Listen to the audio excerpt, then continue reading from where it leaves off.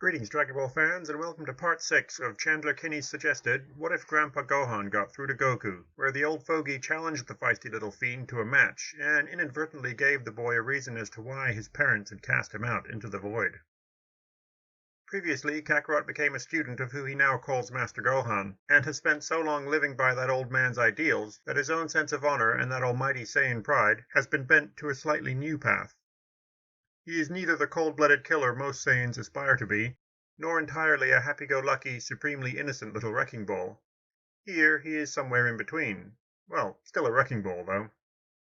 With some new armor, courtesy of Bulma, Kakarot then set off to secure the Dragon Balls against evil intent, and promptly ran headfirst into the Red Ribbon Army. Their chosen assassin, Tao Pai Pai, did not fare too well against the martially armed and armored boy, but Korin came out happily enough, not needing to acquire a new staff. Unable to find the last ball, Roshi floats the idea of visiting his sister, fortune-teller Baba, but they ultimately lose out to her dead champion. With Grandpa Gohan still kicking about, Baba was forced to seek out alternative dead warriors. Of all the souls in Otherworld, she goes and picks Roshi's own master, Mutaito, who was more than able to overcome the little Saiyan with some careful observation on top of his already impressive skills. Fortunately, their continued hunt for the last ball wasn't actually needed, as it was coming right to them, with Emperor Pilaf. Mai was less interested in the balls at this point, as she simply wanted revenge for the death of her only friend of note, Shu, back from Part 2, when Kakarot got a bit carried away and ended up crushing him.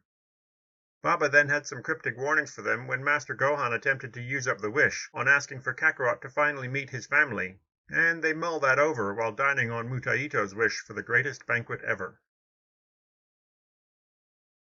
A few years later, when they all meet up again at the 22nd World Martial Arts Tournament, Kakarot is well pleased to see that not only Krillin, but Yamcha as well, are wearing what could only be an evolution of his own armor. It looks much more refined though, with almost no gaps in the armor pads, but it's still very flexible. Bulma has obviously been having quite a lot of fun with it, and he hopes to see how these new models stand up against its attacks.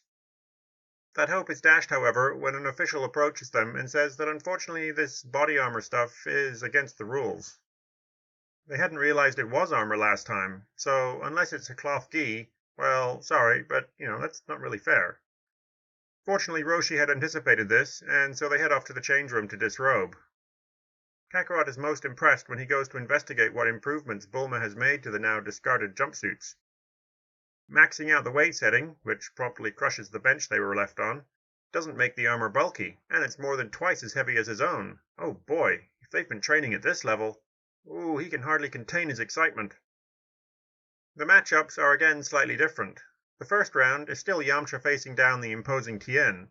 However, they have all already heard of the Crane School from meeting Master Mutaito at Fortune-Teller Baba's, so they are expecting an interesting match. The second is a rematch between the finalists from the previous, Jackie Chun versus the Rabbit-Faced Man. Krillin then still faces Chaozu, and Kakarot is left to face good old Panput.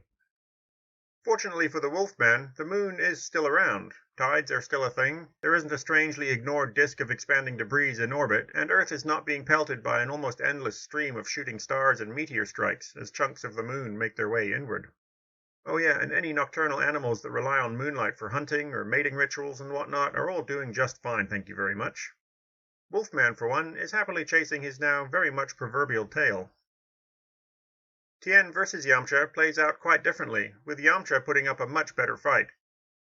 He still shows off his Kamehameha, and while it is way more impressive, Tien still reverses it, because he can do that. Do you suppose he could reverse a Gallic gun? What about a death beam? Getting a bit ahead of ourselves, aren't we? I only ask because being able to deflect directed ki attacks has numerous applications. Many game-changing, meta-breaking applications. I'm sure Krillin would call it out for being hacks. This time around, however, Yamcha's descent does not knock him out. He lands firmly and they continue to face off, until he loses his footing and trips when he attempts to attack. Tien then knocks him out of the arena while he's busy stumbling and looking around, wondering where that weird hit to his leg came from. Chun versus Rabbitface is, as expected, an all-around spectacle, though there is no max power mode this time, as Roshi knows better. While they watch the match, Krillin notices that Tien and Chaozu are watching, and floating, so nudges Kakarot to point it out. They're not even kicking slightly to stay up. Huh. Back in the ring, when he is eventually looking up at his master, Gohan nods, pokes at the man's suitably meat-grinder abs, and says that maybe he should talk to Bulma about one of those fancy pajama suits too. Chun, flusters for a moment, then, resigned to the truth, wonders aloud if they come in floral. Chiaotzu vs. Krillin is also a fairly one-sided affair. While the little Chinese vampire allegory does have some interesting moves, not to mention the Dodonpa, Krillin is just faster here, having had to ditch his full-body, weighted training suit. When Chiaotzu resorts to his trap spell, Krillin struggles for a bit and then manages to punch the air in front of him, sending Chiaotzu flying back. The next spell then locks his hands though, so he uses a kick instead. Now with both his hands and feet trapped, we still get the math questions, followed immediately by a much stronger punch that makes direct contact and craters the little guy in the wall, right below his rather grumpy-looking master. Kakarot does notice the Dodonpa and still mentions that Tao guy, which sparks Tien's interest.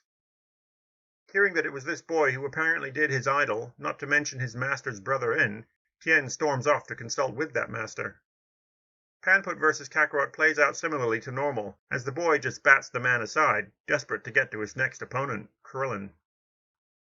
Tien vs. Chun also plays out fairly normally. Chun still pokes at Tien's path, and Tien still copies the Kamehameha. Chun is then outed by Shen, then outs himself from the arena, satisfied with what he sees. However, this iteration of Tien is left there confused, and just a bit angry. Despite his bravado, deep down, Tien knows that Chun, or Roshi, or whoever he really is, should have won. He'd been riveted by the match against the rabbit-faced man, and had seen the skill and power on display. This sudden victory throws him for quite the mental loop.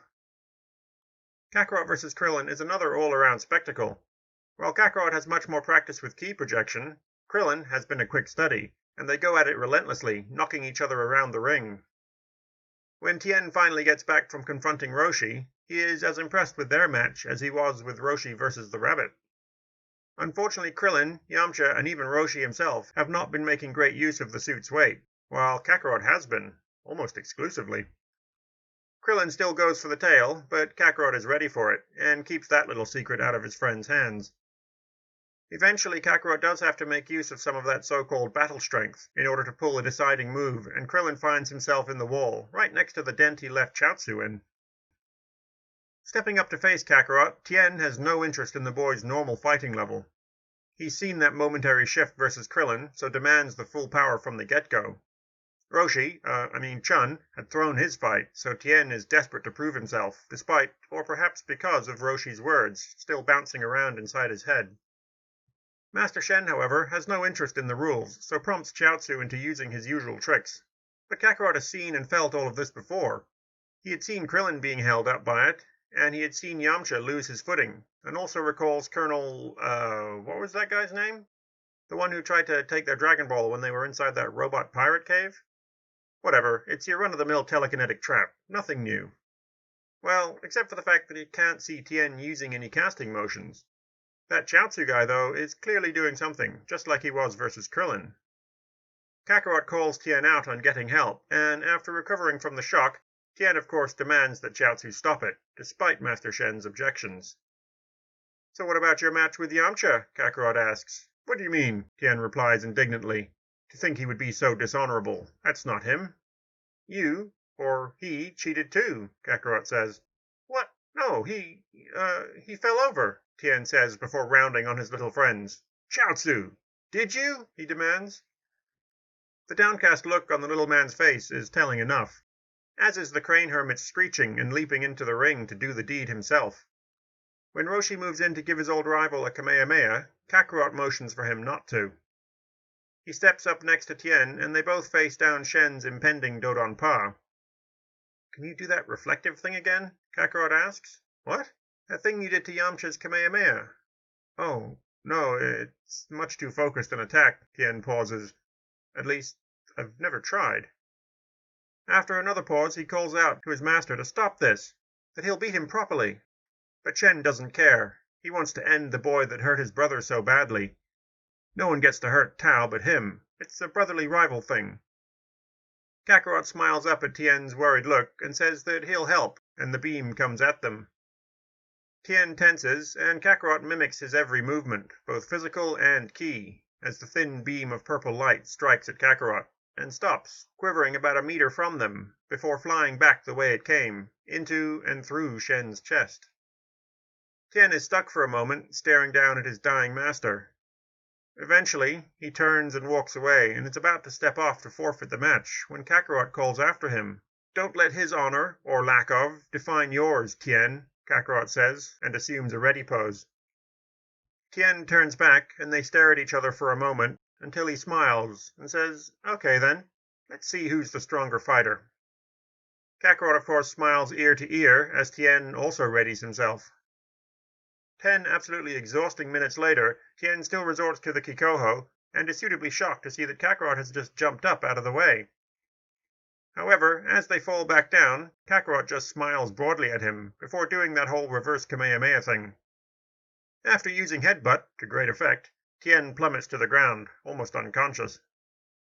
Everyone then looks back up to see Kakarot's awkward, strained wobbling as he tries desperately to stay aloft until Tien's impact can be officially registered as a loss. He then collapses to the ground, for the moment too tired to properly register what's just happened. After the tournament, with Kakarot thrilled at his own win, Krillin still goes off to collect the Power Pole and the 4-star ball, not to mention his and Yamcha's training suits, and he's still accosted by a demonic-looking being. However, this iteration of Krillin is a bit more able to defend himself against Tambourine. The demon spawn has what he's after, though, and flies off as the somewhat beaten-up Krillin comes stumbling back out to the rest of them to tell them what just happened and to show them the Demon King's note. Roshi can't help but feel bad for his old master, Muta Ito, who he'd met only a few years ago.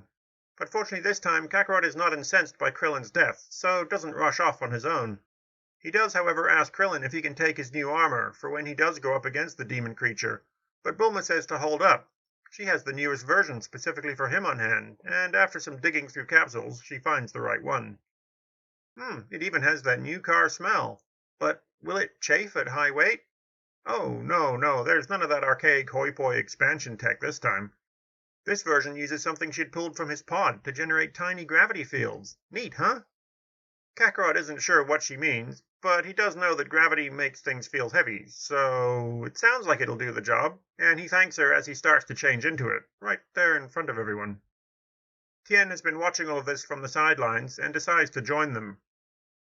Roshi explains that the creature Krillin described sounds just like the note suggests, one of the demonic spawn of Piccolo Daimao. They need to be very careful and come up with a good plan. While Kakarot's initial reaction is in line with Tony Stark's, to simply attack, Master Gohan's folded arms informs him of that master's opinion on being so rash. Roshi insists that they need to learn the Mafuba to once again seal away the Demon King, but Kakarot is not a fan of this idea, not only because it denies him the fight, but also because it might cost Roshi, or even Gohan, their lives. Why can't he just retrieve at least one of the balls to disrupt any plans they have for them? But if that creature had tracked them here, they must have a radar of some sort. The Red Ribbon had a pretty crude radar, didn't they?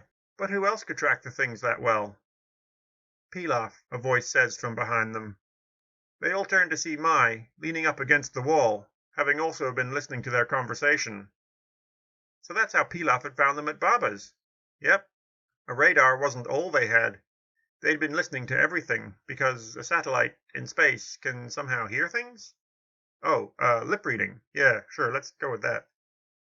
They had also overheard that dead guy talking about King Piccolo, and Pilaf had been practically jumping with excitement while Mai drove as fast as she could. For his chance at the Dragon Balls, he'd probably risk it, despite the very detailed story about that guy's exploits, all of which they had listened to while on their way to that attack. That wasn't all I heard, Mai says, her eyes softening a bit as she looks at Kakarot.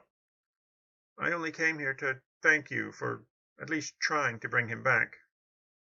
She moves to leave, but Bulma pipes up to ask if she knows where Pilaf is. Unfortunately, she does not. She's not seen or heard from him since she'd left, and would really rather not renew that relationship. Besides, they still have their radar, don't they? So they can hopefully intercept a ball quickly.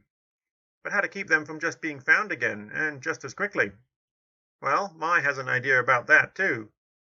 They just need to stick one in a lead-lined crate and hide it somewhere.